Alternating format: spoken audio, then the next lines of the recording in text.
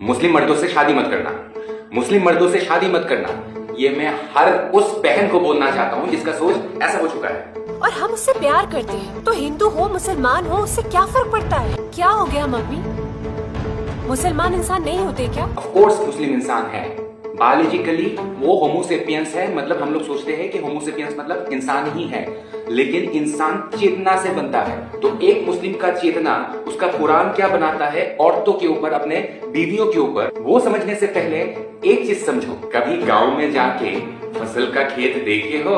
फसल का खेत जिसमें हम फसलों को तोड़ने के लिए ऐसा निचोड़ सकते हैं, फसलों को काट सकते हैं, फसलों को हम किसी भी जानवर के आगे चारा के तौर पे डाल सकते हैं, और फसलों का जमीन जो है ना, उसमें कभी भी हम हल चला सकते हैं, और फसल काटने के बाद फसल का जमीन को हम कभी भी आग जला सकते हैं। किसान से पूछ लेना, ऐसा ही करते हैं फसलों के जमीन के साथ। आप लोग सोच रहे होंगे कि इस्लाम समझाते समझाते साला एग्रीकल्चर क्यों समझाना शुरू कर दिया है।